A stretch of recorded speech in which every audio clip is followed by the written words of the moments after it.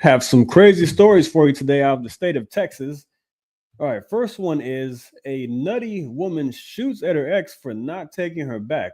Also, 25 illegal aliens found in a box truck full of mattresses. And some violence in the nightlife scene here in DFW. George Soros trying to turn Texas blue again.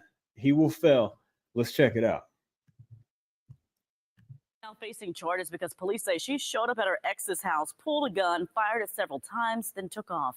Jessica Willie has been looking into the case in Seabrook and joins us live with details. Jess?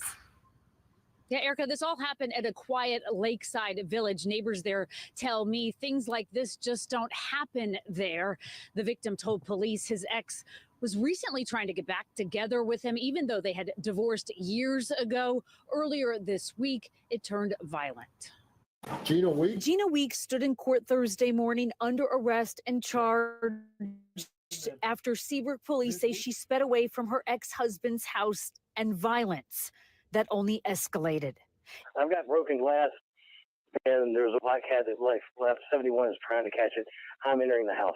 It was Tuesday just before 5 p.m. when court records state that the 53-year-old went to her ex's house armed with a gun, making demands. Demanded that he take you back in the relationship, then supposedly point a gun at him, force him inside his own house, force him at gunpoint to call his current girlfriend. His porch camera captured part of the confrontation. He begged her, court records show, to stay outside. Quote, "We have babies. Please no," he said. Once inside, Weeks forced him at gunpoint to call his girlfriend. They were going to have drinks, records say, before she was going to kill him, his girlfriend, and then kill herself. Able to distract her, the victim ran to his bedroom and got his own gun, a hearing officer describing what happened next. Good for him. You supposedly start shooting at him. He shoots at you. He says you shot at him at least 5 times. That's when police say Weeks took off, speeding through. This woman was she's a basket case. No wonder why he left her ass. The neighborhood with police not far behind. Can contact other districts, see if they can meet us and intercept this vehicle. She shot on the high rate speed, possibly at 90. The woman eventually crashed about a mile and a half away. Police said she smelled like alcohol and noted open alcohol containers in her car. She was also shot in the abdomen during the gunfire. Out of the hospital and in jail, Weeks, who has a previous misdemeanor DWI, is now charged with evading arrest, aggravated assault, and aggravated kidnapping. Accused of victimizing a man who, court records show, finalized their divorce 6 years ago. Jessica Willie, ABC 13, Man. Eyewitness News. A woman is now.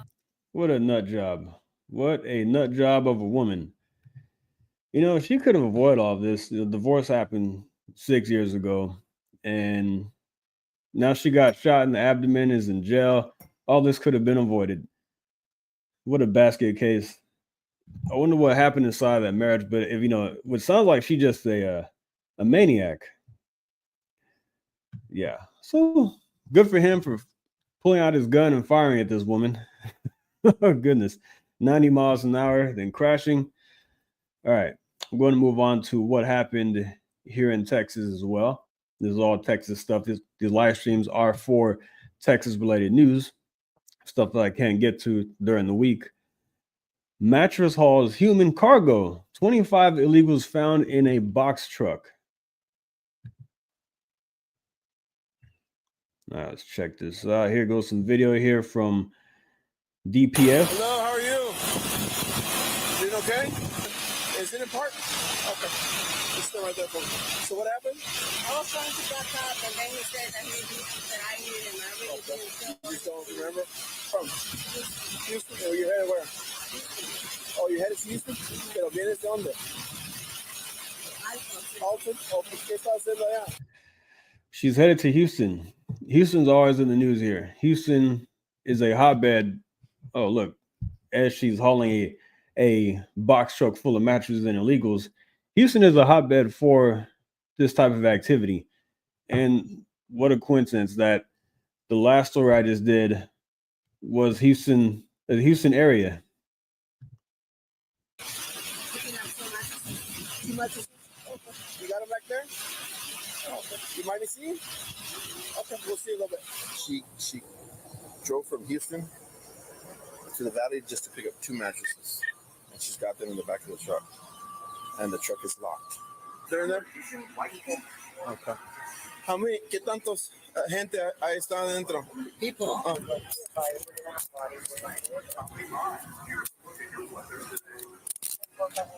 ¿Tantos más? ¿Mande? ¿Uno? ¿Estás bien, mijo? ¿Estás bien? ¿Sí, okay?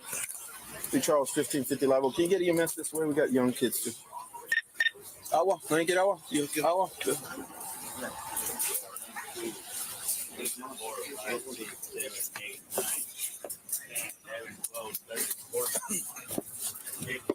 They get the same water bottle. Sálgase. Sálgase. It doesn't matter if he wants to hang up.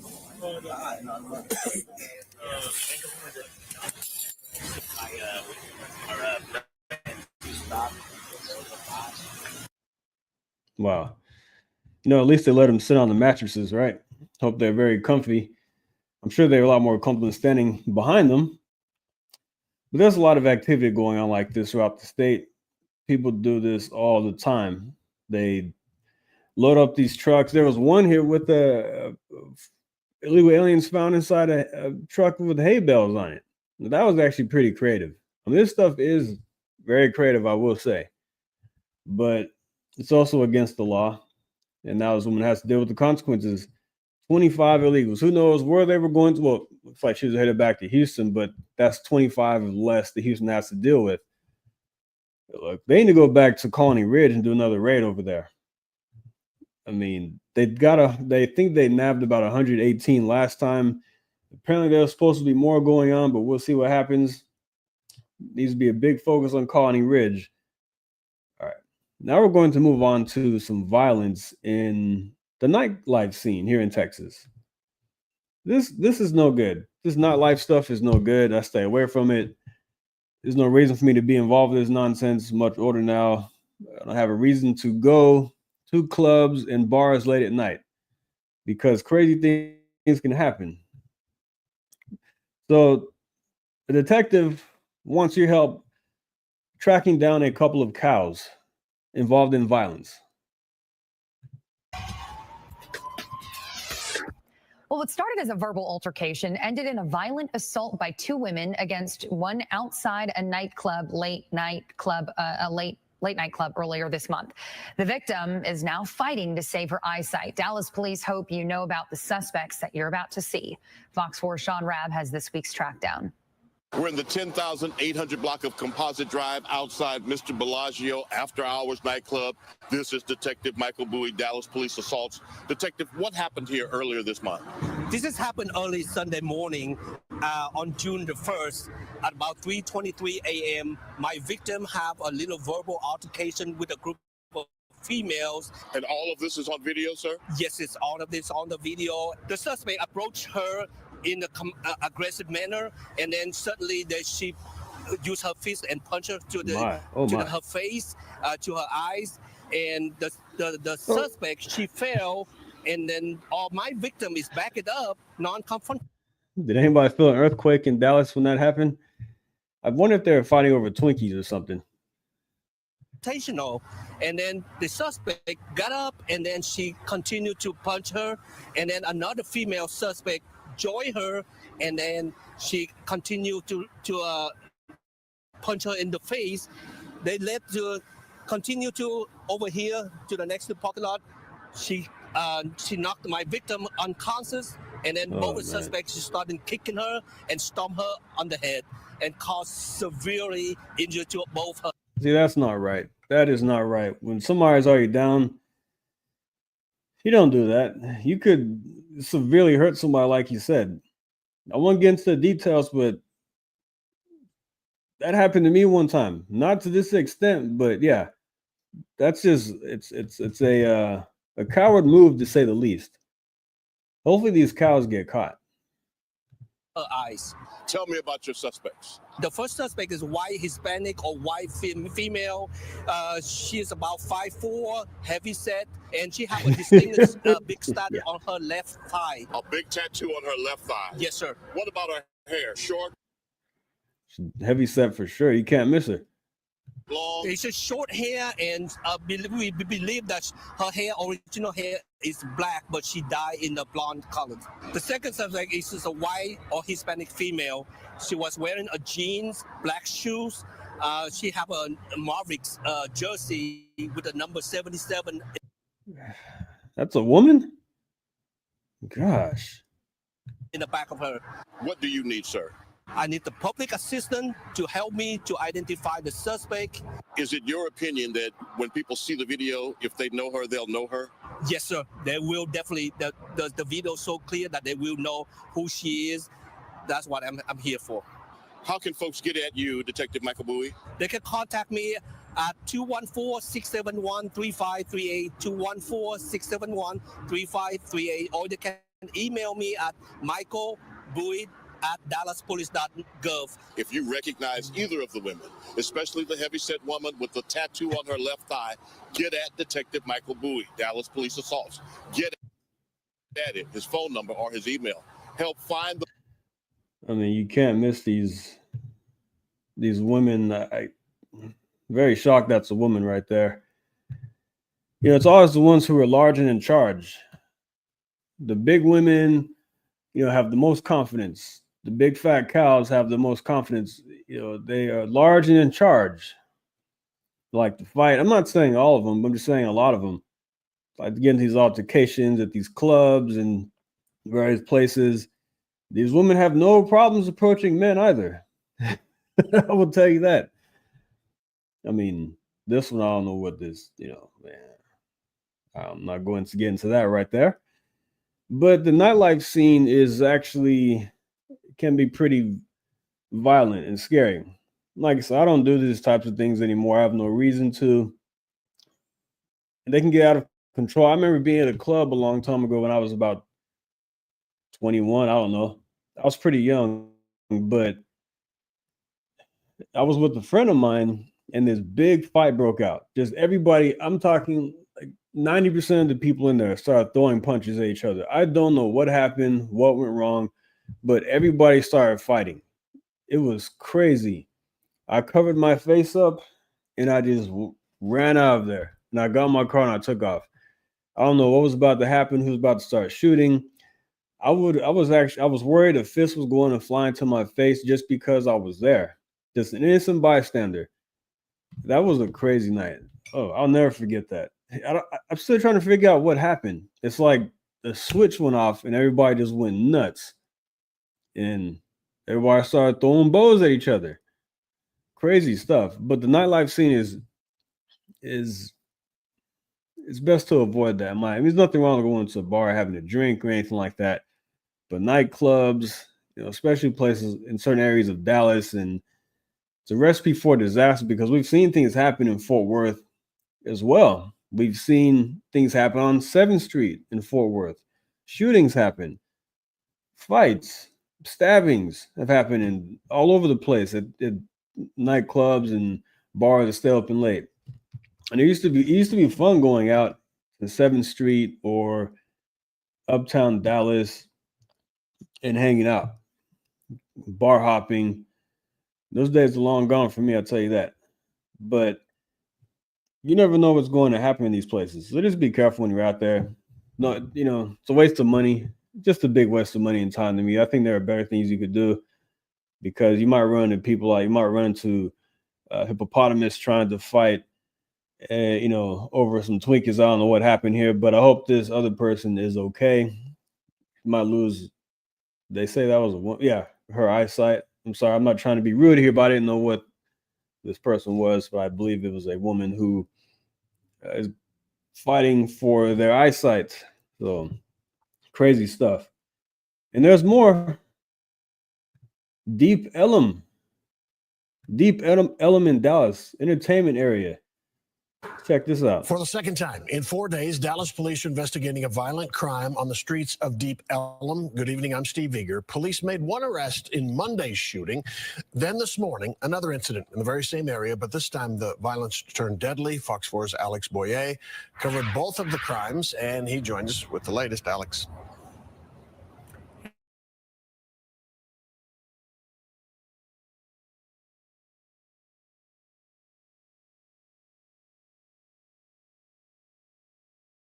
Hey, Steve.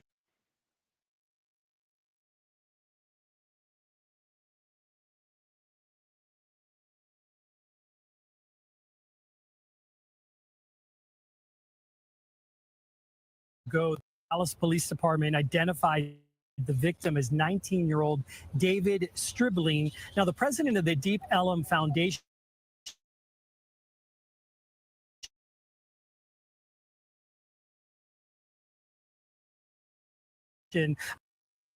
me by phone that she is really focused on her community today, given that this is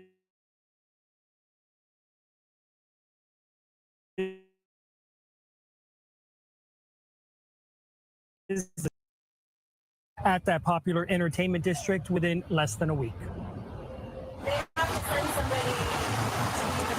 This clothing store, located in the Deep Ellum Entertainment District of Dallas, was unexpectedly closed for business Friday after a bullet shattered the front door. It's a reminder of the fatal shooting that took place nearby early Friday morning. For the most part, I feel pretty safe. Sarah Ferrafino lives 2 blocks away. Dallas police say the shooting happened just after 12:30 a.m. at Good Latimer Expressway and Main Street. Officers patrolling the area heard the gunfire and found a man injured with gunshot wounds. He died at the hospital. Surveillance video obtained by investigators reportedly showed there was a fight before the shooting. 5 to 6 people were involved. That same video showed the victim falling to the ground as others took off. A rifle with a large drum magazine was recovered from the scene. It's unclear who it belongs to, but it was found next to the shooting victim. You just always have to be vigilant, no matter where you live. And I feel like I'm not here typically for nightlife. The fatal shooting happened in nearly the same spot as another shooting this past Monday, where a woman hit her head trying to escape the gunfire. Later that morning, I talked to the Deep Ellum Foundation president about their efforts to keep people safe. We have a dedicated task force to the Deep Ellum area for the fact that we are an entertainment district, like many counterpart districts across the country. But we also hire our own off-duty officers, both from the Dallas Police Department and other departments. In response to Friday's deadly shooting, Stephanie Hudeberg sent me a statement saying, in part, as a mother, my heart goes out to the family. Deep Ellum is first and foremost a community and one that believes strongly in taking care of each other. We work every single day around the clock to promote a safe and inclusive environment that supports our vibrant nightlife and high volumes of visitors. Ferrafino supports the efforts by the foundation and police. I don't think it's as bad as maybe the perception from people who are in the area. I mean, she could be right. Look, I don't go to Deep Ellum. I can't remember the last time I was there, but I think it's pretty safe in the daytime, and things do happen. We've seen a lot of these shootings happen and things like that, but like I said, nightlife is a recipe for disaster, or it can be. So in the daytime, I don't think there are any problems.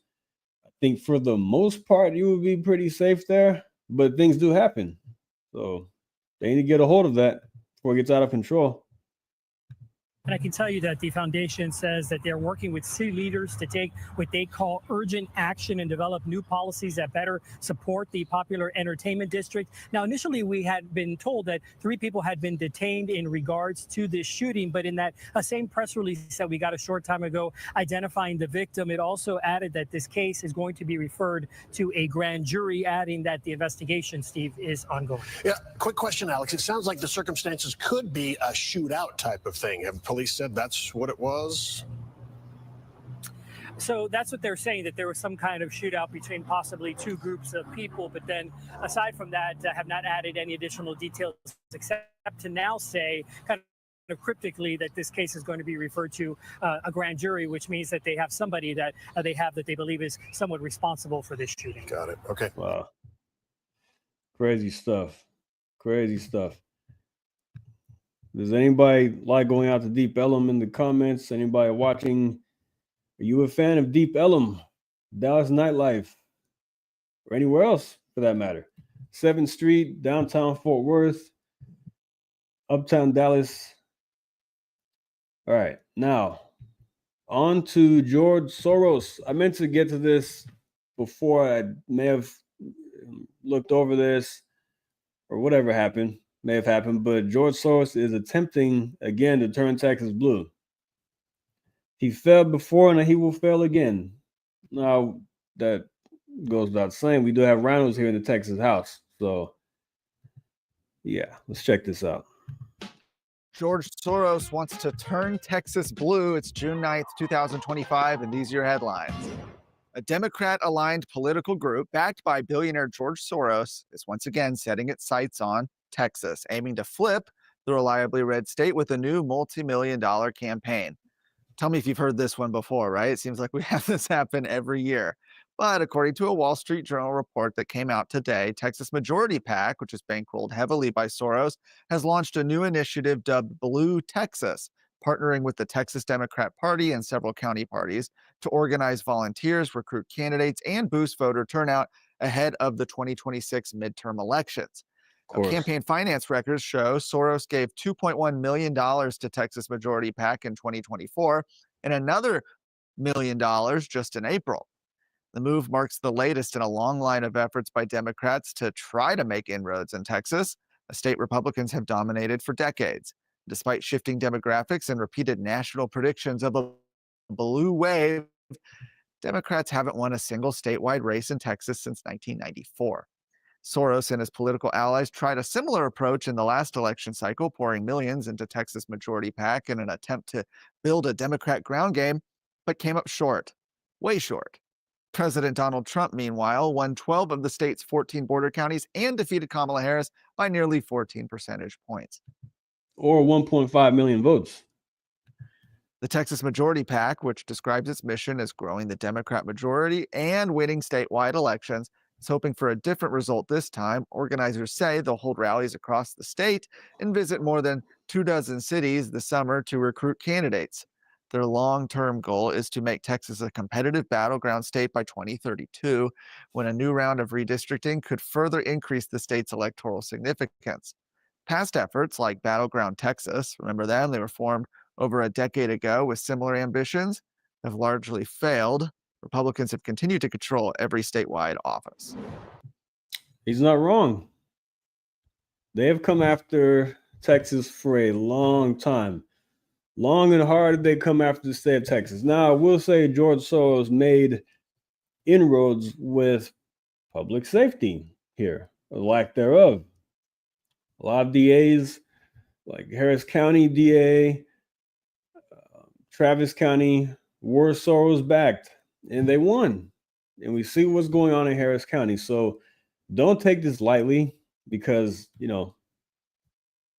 nothing's impossible. But I will say that the attempts to turn over the 38 electoral, well, now 40 electoral votes have been very unsuccessful. Donald Trump won the state by 14%, as he said, 1.5 million votes, destroyed Kamala Harris, increasing his vote share from almost 600,000 in 2020 and winning by 6% over Biden. And that's with all of the stuff that happened with the Zuck Bucks and all of that. Apparently, the Zuck Bucks situation, the efforts with Mark Zuckerberg spending $350 million on 2020 election in the name of COVID, increased Biden's vote share by about 200,000 in the state.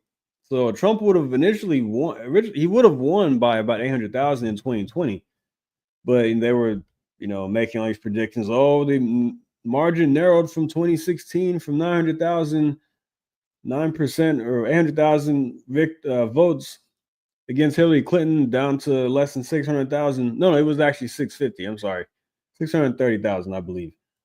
He won by in 2020. So they were making a big deal out of that. Oh my gosh, Democrats are coming within distance, but COVID, the whole COVID thing was a one-off. It was total BS. 2020 election was BS.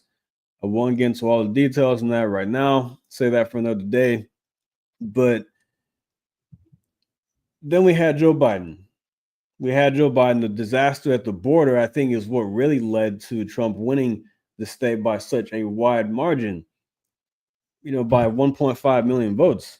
They saw how much of a disaster Kamala would have been, contained the same policies, probably worse than Joe Biden, and the border would have never been closed. We would have still had millions of people pouring across the country if Kamala had won that election. Thank goodness she didn't. But I do believe that the driving force was the border. As you saw, he said Trump won 12 out of 14 border counties this last election. I'm sorry. And it's going to be tough for them to make inroads here. They keep going after the state. It was supposed to be about 2016. But I even read, I've looked at these articles. I've looked, I try to go pretty far back, and they've been predicting Texas was going to turn blue for years, but it hasn't happened. That doesn't mean we don't have rhinos here in the state. We have plenty of them. They have to be cleaned out. But as far as Texas on a going complete blue, going like California, or that's going to be a long time from now. You see, they keep moving the dates around. Oh, it's 2020. Oh, 2024, 2026. Oh, let's go for 2032. We're trying to make it a battleground state. See, it went from going red, they want to turn blue. Oh, now it's turned to a battleground state. But Rush Limbaugh said it best. Rush Limbaugh said people are worried about Texas turning blue. People would ask him, well, how do you fight this? How do you, what do we do about this? What do you do about them trying to take over Texas? And Rush Limbaugh said it best. You get out there and you compete. You compete with these people. You don't just let it happen.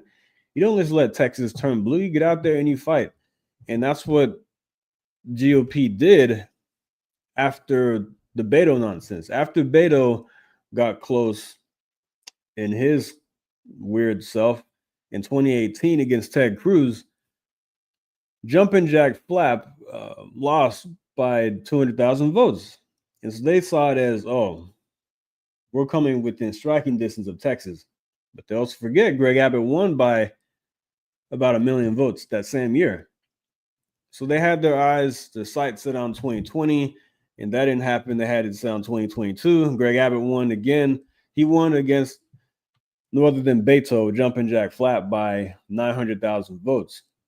So they keep trying to take over the state, turn it blue. And like I said, the rhinos have got to go.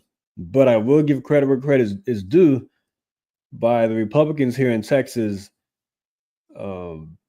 making an effort to get out there and compete and not letting it happen, not being complacent because Texas has been red for a long time. Oh, we didn't have to do anything. No, I think the Beto nonsense woke people up and they have to get out there and stay competitive, because if the left is coming, like if we're here, then they keep creeping. You have to match that intensity level to keep yourself at a good distance. But we'll see what happens in 2026 with Ken Paxton running for Senate. I'm going to miss him as Attorney General. I know he's going to win. I think he's going to win a landslide in that primary against John Cornyn, the rhino. If you look at the polling data, he's up by 10, 15% in every poll. So I think that Ken Paxton will win the state pretty handily. He's very popular here amongst Republican voters. Democrats hate him, but he is the toughest and the best attorney general in the United States. And I don't know. I feel pretty selfish about that. I want him to stay here as an attorney general. And I hope we get somebody great as a replacement. I think we will. I think he has somebody in line already. There's somebody in line who is going to do a great job possibly, but I just love Ken Paxton, what he's done for the state. He's a fighter. He's very tough, staunch conservative, and he's not afraid to take it to the left. They tried to come after him too, with all the scandal nonsense they said he was involved in.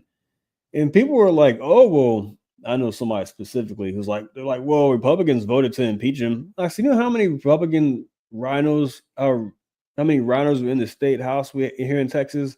Just because Republicans vote to impeach him does not mean that he should be impeached. I thought I was total BS. And then we found out, there was no there. It's all BS. They try to come after everybody. Trump, Ken Paxton, even happened Benjamin Netanyahu in Israel. But yeah, that's my George Soros update right there. But they're going to keep trying. But look, and a lot of people are worried about Californians. I keep saying this. Californians are not the problem. Because if you look, Texas has not turned blue, despite how many people move here. If anything, Californians are helping Texas stay red. If you look at the data, that's just my opinion. I'm from California myself. I moved here way before I was able to even vote. So yeah, this is my new home. I'm adopted here, adopted Texan, but I still have love for the state of California. They would have done a lot better with Larry Elder. I don't know why. They didn't elect recall Gavin Newsom. And they tried, but it was like the same margins as always in California. It was a governor's race. It was like 36%, 40% voted to recall him, and then the other 60 to 64% wanted to keep him in there. I mean, it's total nonsense. So a lot of conservatives have left the state, and you still have a lot there. Trump got, I think he received about 6 or 7 million votes in California this past election. I mean, it's a lot. Yeah. All right, let's move on to the final story here. Something a little more lighthearted instead of George Soros and fat women beating up people. Oh, shit. Fat women beating up people. Hello, Bill Gates. How are you doing today? Good to see you, sir. Hope your Saturday is going well. Thanks for tuning in as always. Let's move on to our final story here. I might wrap this up pretty soon. I've gone through all my stories. I don't know if you just tuned in, but feel free to go back and watch the live stream. 2 Texas malls named among best in the nation. Ooh, let's check this out from Fox 4 DFW. North Park Center in Dallas is the 12th best mall in the country. King of Prussia Mall in Philadelphia. Okay. All right, so let's go to, the rankings were based on metrics like the mall size, number of stores, parking spaces per 10,000 square feet, Instagram posts about the mall, and average Google rating out of 5. The Galleria in Houston finished second. Wow, okay. I've never been to the Galleria in Houston. I know it's a pretty popular mall. I just haven't been there before. I don't think I will be going because I have no desire to go to Houston. And North Park in Dallas. North Park is very popular. A lot of crazy things happen there too. It's a big mall. I think North Park is it's like on a really good side of town, and you just cross over the railroad tracks and you're in the hood. So they have a lot of things that happen from there to there. I knew a guy who did loss prevention at Macy's over there in North Park, and he was a manager. He said on Black Friday one year, they had 5 apprehensions, 5 people trying to run out the store with stuff. Man, crazy. And then the Galleria is pretty good in Dallas as well. I just, like I said, I don't like going to Dallas, so I'm not really, I do other things. Now, I will say, I used to go to Northeast Mall a lot. Northeast Mall was off the chain. I mean, it actually didn't do too bad in the rankings here in DFW. I think Northeast Mall maybe got 3rd or 4th place, and the North Park obviously got 1. But Northeast Mall is off the chain. It still is to me. Anybody in the comments? Anybody like certain malls here? Do these still go to malls? Very seldomly, I do go. I mean, I'm not saying I don't go at all, but sometimes I still do. Are malls dying? I don't know. Some people think they are, but you go to some malls and they have these stores that are a bunch of thrift stores inside there. So I don't know. But I'm going to wrap it up right there. Thank everybody for tuning in.